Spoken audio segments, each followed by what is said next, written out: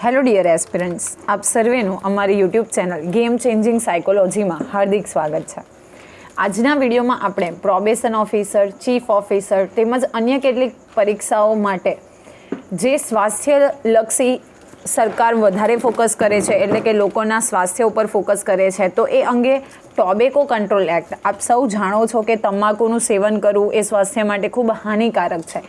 તો એને કંટ્રોલ કરવા માટે સરકાર દ્વારા ટોબેકો કંટ્રોલ એક્ટ બનાવવામાં આવ્યો છે. અને સાથે સાથે આજના વિડીયોમાં આપણે કોટપા એક્ટ જે છે, જે 2003માં બનાવવામાં આવ્યો છે, તો એ અંગેની વિસ્તૃત ચર્ચા કરવાના છીએ. સાથે સાથે આ એક્ટમાંથી અગાઉની પરીક્ષામાં જે પ્રશ્નો પૂછાયેલા છે, તો એ અંગેની પણ ચર્ચા કરવાના છીએ. તો સૌપ્રથમ આપણે વાત કરીએ ટોબેકો કંટ્રોલ એક્ટ એ શું છે. તો ભારત સરકાર દ્વારા તમાકુના નિયંત્રણ માટે cigarette and other tobacco products act જે 2003માં બનાવવામાં આવી છે, તો એ અંગેનો કાયદો છે કે જેના દ્વારા તમાકુનું નિયંત્રણ કરી શકાય. એ માટે ભારત સરકાર દ્વારા cigarette and other tobacco products એટલે કે જે વિમલ છે, ગુટકા છે, તો એમાં કે જેમાં ટોબેકોનો ઉપયોગ થયો છે, તો એ કંટ્રોલ કરવા માટે ઇન ધ યર ઓફ 2003 એક કાયદો બનાવવામાં આવ્યો છે. એ છે ટોબેકો કંટ્રોલ એક્ટ. હવે જોઈએ કે એ અંગે કઈ કઈ કલમો બનાવવામાં આવી છે અને સાથે સાથે એના અમલીકરણની કઈ કઈ વ્યવસ્થા છે, અને જો એનો અમલ કરવામાં ન આવે તો કયા દંડાત્મક અને શિક્ષાત્મક પગલાં લેવામાં આવે છે. તો સૌપ્રથમ આપણે જોઈએ કલમ નંબર 4. જાહેર સ્થળે ધૂમ્રપાન કરવા ઉપર એટલે કે સ્મોકિંગ કરવા ઉપર પ્રતિબંધ છે, જે અન્વયે ₹200 સુધીનો દંડ થઈ શકે છે. એટલે કે જો કોઈક વ્યક્તિ જાહેર સ્થળે ધૂમ્રપાન કરે, સ્મોકિંગ કરે, તો એને ₹200 સુધીનો દંડ થઈ શકે છે. એવી જોગવાઈ કલમ નંબર 4માં દર્શાવવામાં આવી છે. હવે જોઈએ કલમ નંબર 5. સિગારેટ્સ અને તમાકુની અન્ય બનાવટોની જાહેરાત આપવા પર પ્રતિબંધ.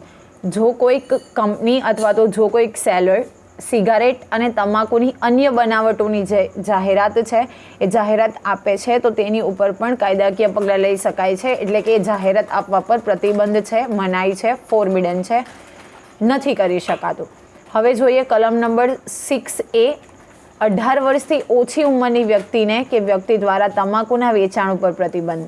ઇટ ઇઝ ઇમ્પોર્ટન્ટ કે જે વ્યક્તિ 18 વર્ષ કે તેથી ઓછી ઉંમરની છે, તો એ વ્યક્તિ દ્વારા તમાકુના વેચાણ ઉપર પ્રતિબંધ છે. કલમ 6B. કોઈ પણ શૈક્ષણિક સંસ્થાની 100 મીટર વારની ત્રિજ્યામાં સિગારેટ્સ અને તમાકુની અન્ય બનાવટીનું વેચાણ કરવા ઉપર પ્રતિબંધ છે. કોઈક શૈક્ષણિક સંસ્થા છે, શાળા છે, કોલેજ છે, તો એના 100 વારની ત્રિજ્યા જેટલા એરિયામાં કોઈ પણ પ્રકારની સિગારેટ્સ અને તમાકુની જે બનાવટો છે, એ વેચાણ ઉપર પ્રતિબંધ મૂકવામાં આવ્યો છે. કલમ નંબર 7, 8 અને 9. નિર્દિષ્ટ આરોગ્ય વિષયક ચેતવણી વિના સિગારેટ્સ અને તમાકુની અન્ય બનાવટો પર વેચાણ પર પ્રતિબંધ છે. તો જો વેચવામાં આવે છે સિગારેટ અને તમાકુની બનાવટ, તો તમે સૌએ જોયું હશે કે સરકાર દ્વારા એ ફોટોઝ સિલેક્ટ કરવામાં આવ્યા છે રિલેટેડ ટુ જે કેન્સર થાય છે જડબાનું, એટલે કે જો કેન્સર, એને લગતા મોઢાના કેન્સરના ફોટા. તો એ ફરજિયાત જે આરોગ્ય વિષયક ચેતવણી છે, તો એ અંગેના જે ફોટોઝ છે એ વગર કોઈ પણ પ્રકારનું આ જે બનાવટો છે એ વેચાણ ઉપર પ્રતિબંધ છે. તો આ ખૂબ જ અગત્યની કલમ છે. 3, 4, 5, 6, 7 અને 8, 9. હવે જોઈએ આપણે તમાકુ વિશેના અન્ય તથ્યો, એટલે કે ફેક્ટ્સ રિલેટેડ ટુ ટોબેકો. સો તમાકુનો ઉપયોગ એ અટકાવી શકાય તેવી માંદગી અને મૃત્યુનું સમગ્ર વિશ્વમાં સૌથી મોટું કારણ છે. તો માંદગી અને મૃત્યુની જો આપણે વાત કરીએ, તો સૌથી વધારે મૃત્યુ જે છે એ તમાકુથી થાય છે. તમાકુના સેવનને કારણે વિશ્વમાં 55 લાખથી વધુ લોકો મૃત્યુ પામે છે, અને કેન્સરના 100 પૈકી 40 કેસો જે છે તમાકુના સેવન સાથે સંકળાયેલા છે.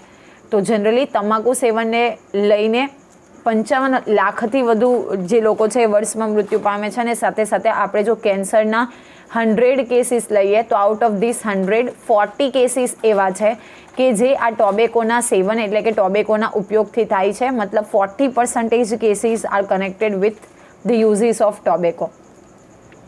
અગેન ખૂબ અગત્યનું છે કે તમાકુમાં નિકોટીન નામનું ઝેરી તત્વ છે. ઘણી બધી વખત પ્રશ્ન પૂછાયેલો છે કે કયું તત્વ રહેલું છે, તો નિકોટીન નામનું ઝેરી તત્વ છે. તેમજ સિગારેટમાં 4000થી વધુ કેમિકલ્સ હોય છે, જેમાં 200 જેટલા ઝેરી હોય છે અને બીડી પણ સિગારેટ જેટલી જ હાનિકારક છે. તો સિગારેટમાં 4000થી વધુ કેમિકલ્સનો ઉપયોગ કરવામાં આવે છે અને એમાં 200 જેટલા જે કેમિકલ્સ છે એ ઝેરી હોય છે.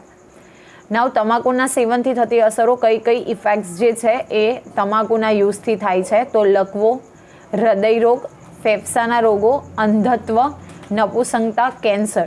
સ્પેશિયલી જો કેન્સરની વાત કરીએ તો મોઢાનું કેન્સર, ફેફસાનું કેન્સર, શ્વાસનળીનું કેન્સર, અન્નનળીનું કેન્સર અને હોજરીનું કેન્સર, સાથે સાથે ટીબી. તો આ બધા જ જે રોગો છે એ તમાકુના સેવનથી થાય છે. હવે આપણે નક્કી કરવાનું છે કે આપણે તમાકુનું સેવન કરવું જોઈએ યા ન કરવું જોઈએ. હવે આપણે જોઈએ કેટલાક પ્રશ્નો જે અગાઉની પરીક્ષામાં પૂછાયા છે. તો સૌપ્રથમ ફર્સ્ટ ક્વેશ્ચન વિલ બી TCIનું ફૂલ ફોર્મ શું છે? તો tobacco cessation intervention, that is the full form of TCI. તમારે યાદ રાખવાનું છે.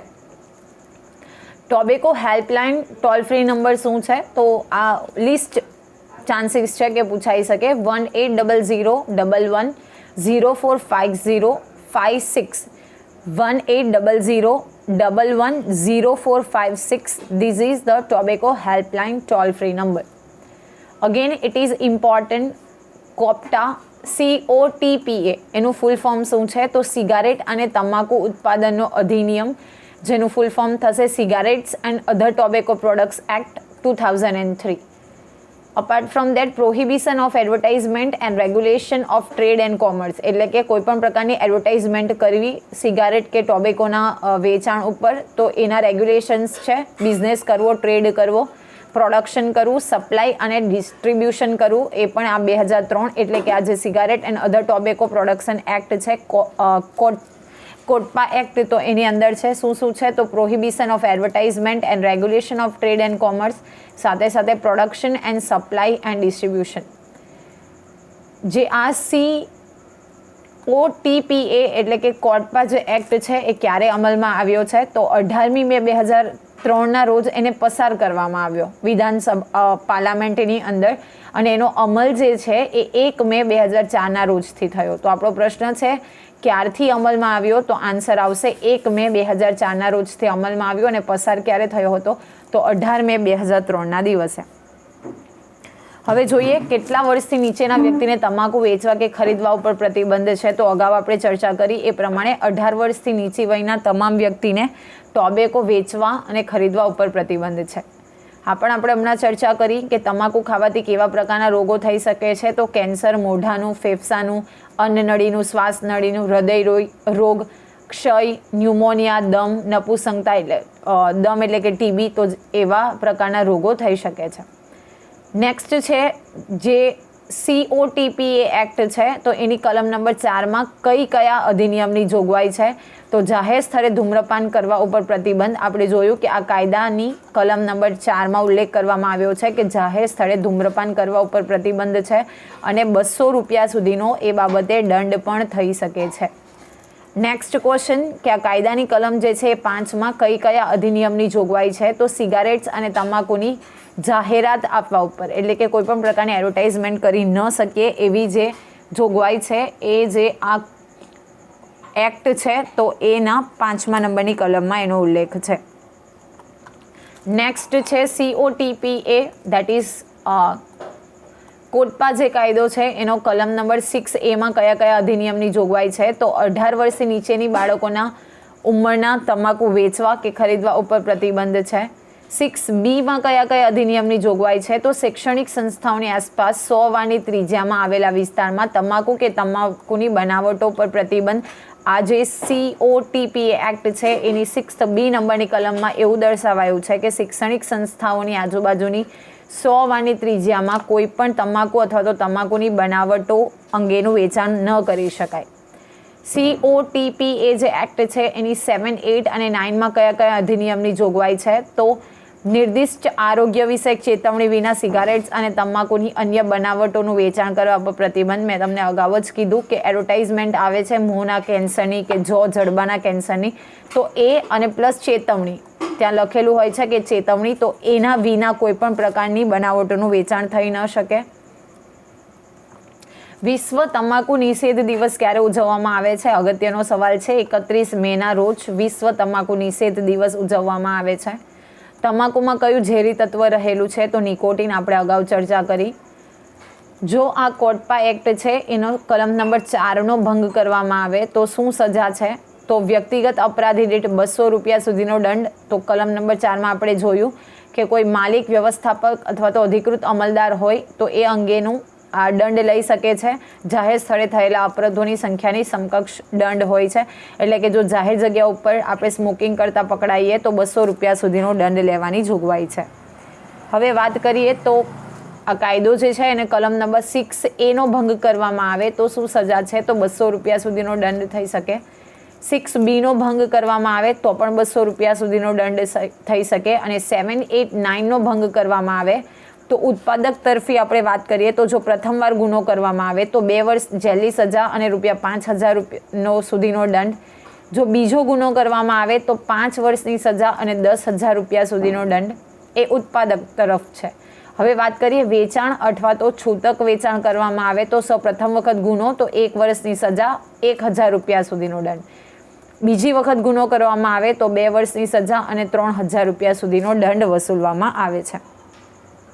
હવે આપણે જોઈએ કે લોકો જે છે એને આ તમાકુનું વ્યસન ન કરવા અને સાથે સાથે એમને જાગૃત કરવા માટે કેટલા સ્લોગન્સ પણ બનાવવામાં આવ્યા છે. એ અંતર્ગત બીડી બતાવે દવાખાનાની સીડી, ગાંડા હોય તે વ્યસન કરે, દાહિયા તેનાથી દૂર રહે, બીડી છે મોતની સીડી, વ્યસનની સોબત જે કરે સમાજમાં તે અપ્રિય રહે, મસાલો ગલોફે જે ભરાવે કેન્સર તેને રોવડાવે, સિગારેટ બીડી જે પીવે મોતની નીંદર તે સૂવે, છોડો મોં વ્યસન મેળવો આનંદ જીવનનો અથવા તો જીવનનો આનંદ. That will be the correct one.